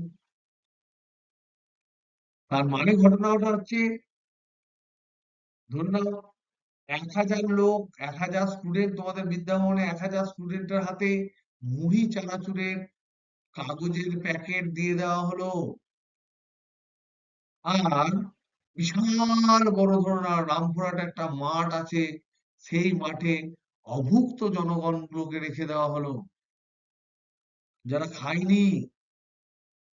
প্রথম একজন প্যাকেট নেওয়ার পর মুখে খাবারটা ধরে সে কাঁপতে শুরু করলো। পরে তোমাদের মধ্যে থেকেই একজন গেল, মুড়ি চানাচুর নিয়ে যাচ্ছিল, কিন্তু দেখা গেল সে তার মুখ থেকে খাবার নিয়ে নিয়ে তাকে বললো আবার শুয়ে পড়ো। তাহলে প্রথম জন যে দিয়েছিল তার ক্ষেত্রে মুড়ি কিন্তু কমে গেল। আর দ্বিতীয় জন যে আছে, সে যদি একজন মুখে মুড়ি ভরেছিল তার মুখ থেকে যদি গাল চিপে বার করে নেয়, সে কিন্তু বেশি মুড়ি নিয়ে ওই মাঠ বেরিয়ে চলে যাবে। তার মানে এখানে এটার মানে কি, যে এইচনিউ যে কম্পাঙ্ক, দৃশ্যমান আলো, কোন বেঞ্জুন টলুইন এই ধরনের হাইড্রোকার্বনের উপর, স্বচ্ছ হাইড্রোকার্বনের উপর যখন পড়বে, তখন দেখা যাবে যে এইচনিউ কম্পাঙ্ক। আর আর বেশিরভাগ লোক কি হলো, তারা ম্যাটারই করে না, দাও খাবার বলছে, ওরকম ম্যাটার করে না, হেঁটে চলে গেল। তার মানে বেশিরভাগ সংখ্যক যে তোমার আলোক রশ্মি, তারা কিন্তু যা কম্পাঙ্ক নিয়ে এসছে, তারা জাস্ট পাস করে যাবে। কিছু সংখ্যক আছে যারা কিছু কণাকে কাঁপিয়ে দেবে, তার জন্য কাঁপিয়ে দেওয়ার জন্য কিছু পরিমাণ শক্তি তারা খরচ করে দেবে, এবং তারা যখন নির্গত হবে তখন তাদের কম্পাঙ্ক কমে যাবে। আর কিছু পরিমাণ আছে যারা ওই যে কম্পনশীল, যারা আগে শক্তি পেয়েছে পরমাণু, তাদের কাছ থেকে শক্তি নিয়ে গিয়ে বেরিয়ে চলে যাবে এবং পরমাণুটাকে আবার স্থির করে দেবে। তার ক্ষেত্রে কিন্তু কম্পাঙ্কটা বেশি হবে। সুতরাং আমি অ্যাজ এ হোল যখন দেখবো, উপর থেকে যখন কাউন্ট করব, তখন আমরা দেখতে পাবো যে যে সমস্ত লোকগুলো বেরোচ্ছে তাদের মধ্যে 99% বা 95% লোক যেমন মুড়ি চানাচুর প্যাকেট হাতে নিয়েছিল রোবটের মতো, তারা তেমন বেরিয়ে গেল। কিছু সংখ্যক লোক যারা দরদি, তাদের ক্ষেত্রে খানিকটা মুড়ির পরিমাণ কমে গেল। আর কিছু পরিমাণ অত্যাচারী লোক, তারা তাদের মুড়ি শুধুমাত্র প্যাকেট ভর্তি নয়, বাঁ হাতে খানিকটা মুড়ি লোকের মুখ থেকে বার করে নিয়ে চলে গেল। রামন ইফেক্ট হচ্ছে তাই। এখানে শক্তি মুড়ির ব্যয় করলাম, এখানে শক্তির ব্যয় হবে। কোথায় ব্যয় হবে? ভাইব্রেশনে। ভাইব্রেশনের দরুন শক্তি, এই যে শক্তি, এক্সট্রা শক্তি, এই ডেল্টা পরিমাণ শক্তি কেউ নেবে, কেউ আবার ওকে দিয়ে দেবে। এইভাবে কিন্তু কোয়ান্টাম থিওরি অনুযায়ী রামান ইফেক্টকে ব্যাখ্যা করা যায়। সাধারণভাবে এমনি নর্মাল ক্লাসিক্যাল থিওরি কিন্তু এটাকে ব্যাখ্যা করতে পারে না।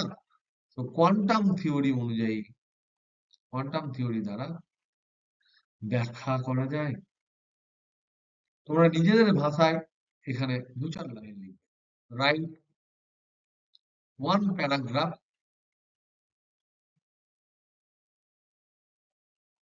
On Raman effect. অবশ্যই রামান ইফেক্ট আমাদের জানা দরকার, বাট লজিক্যালি এটা বোঝাতে গেলে ভাইব্রেশন স্পেকট্রাম সম্বন্ধে কিছু বলা আমাদের দরকার, যেটা তোমাদের পক্ষে বলা সম্ভব নয়। এনিওয়ে, যা হয়েছে ভালো হয়েছে। রামান ইফেক্ট সম্বন্ধে তোমরা পড়ে নিও। অল দিস থিংস, এই রামান ইফেক্টের ব্যবহার, এগুলো একটু বই থেকে প্লিজ দেখে নিও। দেখে নিও, এগুলো হোমওয়ার্ক। তুমি দেখো, যেগুলো দেখে নিও বলছি, সেগুলো কিন্তু পরীক্ষায় পড়ে দিতে পারো। যদি পরীক্ষায় পড়ে যায়, আমি কিন্তু এইটা দেখিয়ে দেবো যে দেখে নিও বলেছিলাম। না পারলে, কাঁদলে, তখন কিন্তু আমার কিছু করার নেই।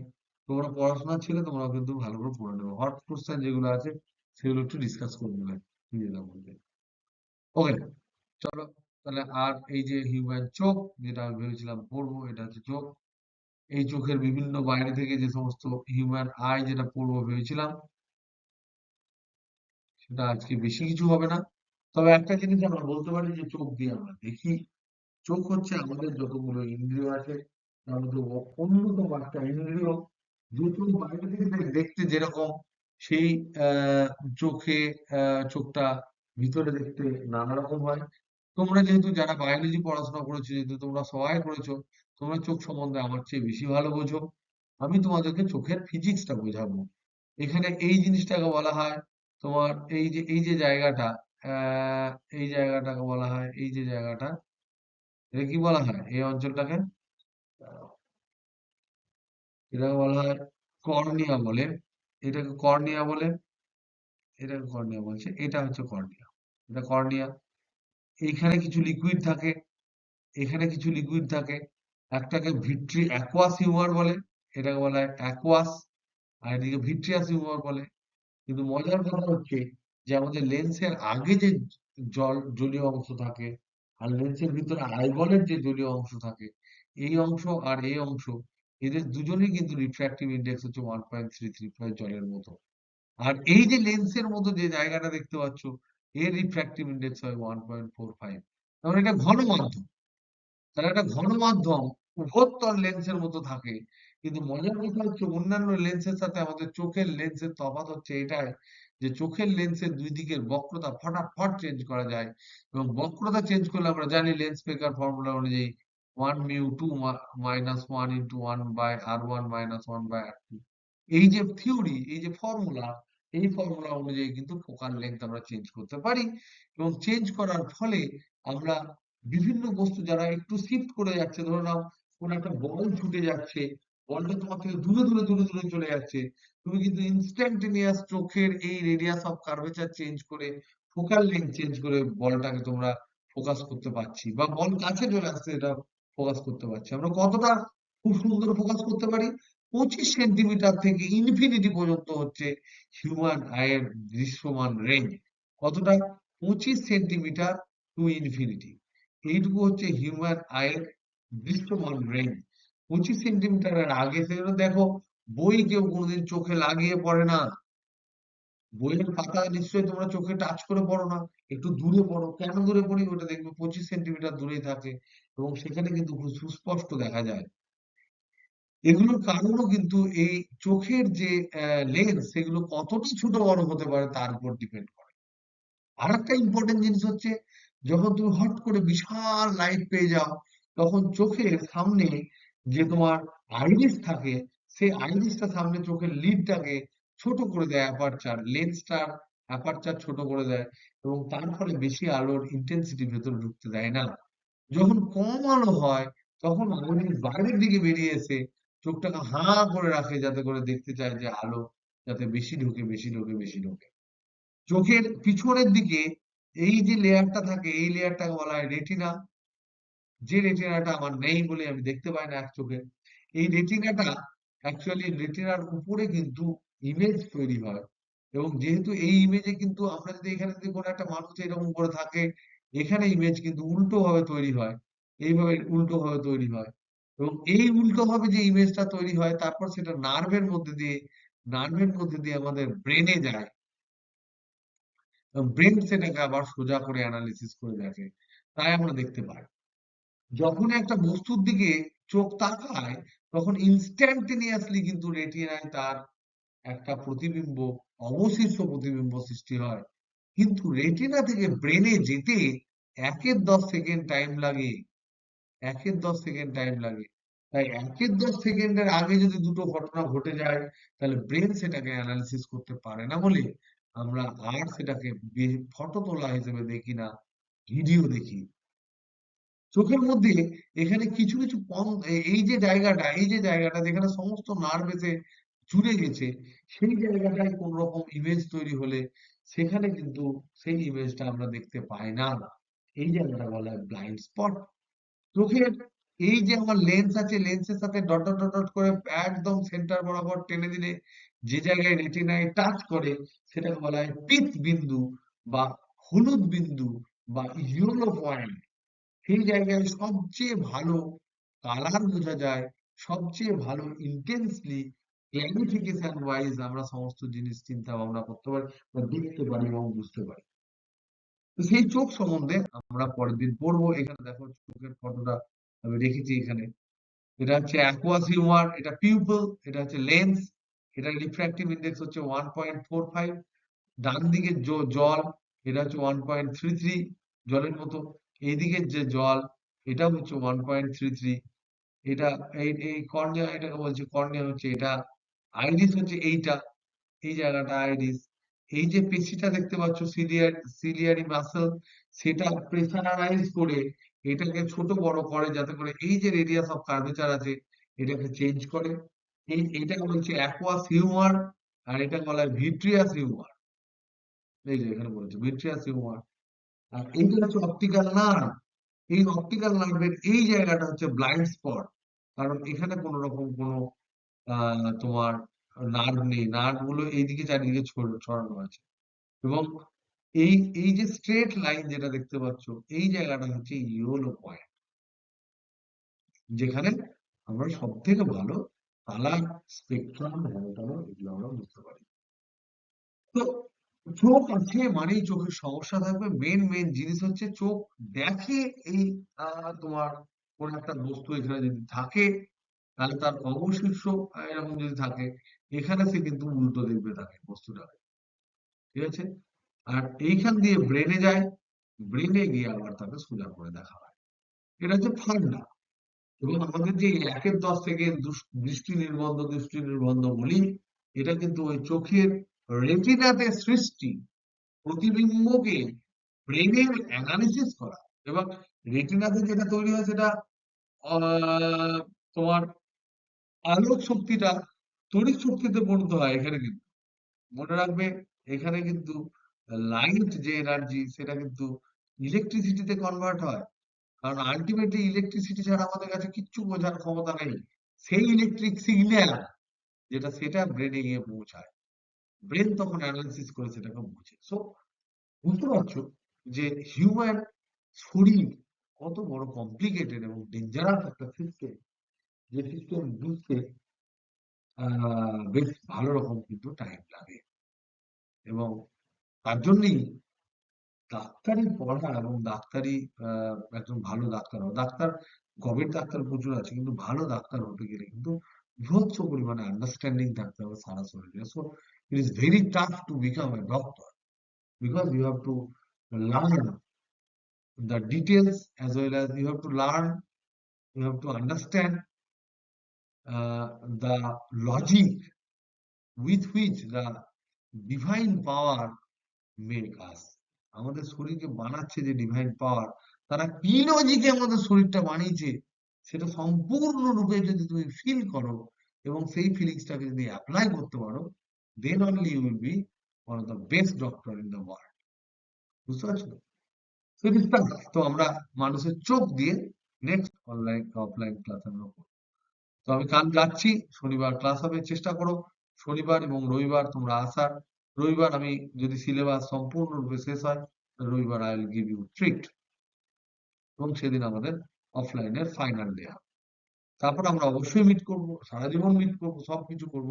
পরীক্ষার আগে সম্ভবত তোমাদের মিট করব না, কিন্তু অনলাইনে আমরা মিট করব, এবং সিলেবাস শেষ হওয়ার পরেই কিন্তু আমাদের অ্যাকচুয়াল প্রিপারেশন শুরু হবে, যেখানে আমরা সবসময় প্রশ্ন উত্তর করবো। যে যখন খুশি যেখান থেকে খুশি পড়াশোনা করো, যখন আটকাবে আমাকে পাঠাও, আমি ভয়েস করে পাঠাবো। যদি কোনো ইম্পর্টেন্ট কোশ্চেন মনে হয় আমি গ্রুপে পাঠাবো, এক্সপ্লেনেশন গ্রুপে করবো। যেমন করে আমরা থার্ড সেমিস্টারে আমরা কোটি কোটি প্রশ্ন আলোচনা করেছি এবং বিভিন্নভাবে সবসময় তোমাদের একটা টাইম দিয়েছি, এই রবিবারের পর থেকে কিন্তু তোমাদেরকে আমি ডেফিনিট প্রতিদিন 2 ঘন্টা করে ভয়েস ভয়েস হেন তেন এইভাবে টাইম দেবো।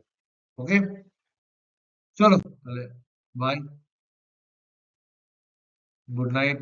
আমাদের ক্ষেত্রে চোখ বাকি থাকলো, চোখের অ্যাকচুয়ালি সমস্যা কি হতে পারে সেগুলো বাকি থাকলো, কোন ধরনের লেন্স কি পরবো না পরবো বাকি থাকলো, আর সিম্পল দুটো যন্ত্র, একটা সাধারণ টেলিস্কোপ, একটা মাইক্রোস্কোপ, আর একটা হচ্ছে বড় টেলিস্কোপ সম্বন্ধে আমরা জানবো।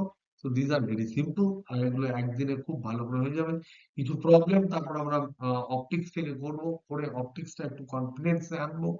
৫টা ৬টা প্রবলেম বাছাই করা, প্রবলেম করার পর তারপর আমরা চলে যাবো নেক্সট দিনে রবিবারে। আমরা সঞ্চার ব্যবস্থাটা পুরো তোমাদেরকে লিখিয়ে দিয়ে আমি টাটা বাই বাই করবো। ওকে, তারপর তোমাদের পরীক্ষা হবে। মঙ্গলবার একটা পরীক্ষা হবে, মনে রাখবে। যদি পরীক্ষা না নিতে চাও তাহলে আমার কিছু করার নেই। মঙ্গলবার একটা পরীক্ষা হবে, ফুল জিওমেট্রিক অপটিক্স, শুধুমাত্র অনলি ফুল জিওমেট্রিক অপটিক্স 35। তো সেইভাবে তোমরা পড়ো, কারণ আমি শনিবার শেষ করে দিচ্ছি, মঙ্গলবার তোমাদের পরীক্ষা। তার আগের গুলো আমি বলেছিলাম তোমাদেরকে সঙ্গে সঙ্গে করতে। আর বৃহস্পতিবার হচ্ছে ফুল সিলেবাস একটা পরীক্ষা, ফুল সিলেবাস। যেহেতু 1 সপ্তাহ তোমরা পরীক্ষা বিহীন কাটিয়েছো এবং অন্যান্য মাস্টার মশাইদেরকে প্রচন্ড পরিমাণে ভালোবেসে টাইম দিয়েছো, তো আমি চাইবো মঙ্গলবার এবং বৃহস্পতিবার উইদাউট এনি ফেল, যদি সত্যিই তোমরা আহ ছাত্রছাত্রী হও তাহলে পরীক্ষা দেবে। আর যদি তোমরা এমনি ছ্যাবলাম করো, কোনো কিছু দেওয়ার দরকার নেই, ছ্যাবলা ছ্যাবলা রেজাল্ট পাবে। তো এই দুটো জিনিস তোমাদের কাছে এক্সপেক্ট করবো, তোমরা দেবে। কারণ এই দুটোর কপি নিয়ে তোমাদের স্যার, রিজু স্যার আসবে রোববার আমার কাছে। তাহলে আমি এই দুটো কপি তোমাদের দেখে তোমাদের ভুল ত্রুটি হেন তেন আলোচনা করতে পারবো। তারপর আমরা কিছু টেস্ট পেপার এবং তোমাদের ডাউট, কিছু রিভিশন, অনলাইন ক্লাস এবং কিছু সুযোগ নেবো। আর তোমাদের ডাউট সবসময় আমি ক্লিয়ার করার জন্য আমি আছি অনলাইন। চলো টাটা।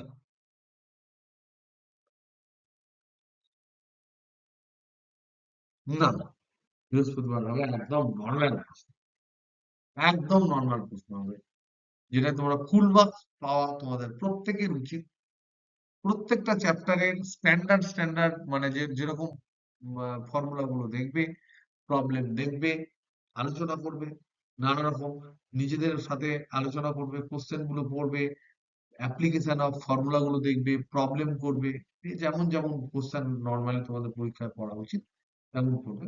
তারপরের সপ্তাহে মঙ্গলবার যে প্রশ্নটা হবে সেটা একটু আমি টাফ করবো। তার আগে আমি দেখে নিতে চাই যে তোমাদের অপটিক্স এর প্রিপারেশনটা তোমরা কেমন করেছো। কিন্তু লাস্টের দিকের গুলো আমরা বেশি ভাবি, লেন্স ফেন্স থেকে প্রচুর বেশি।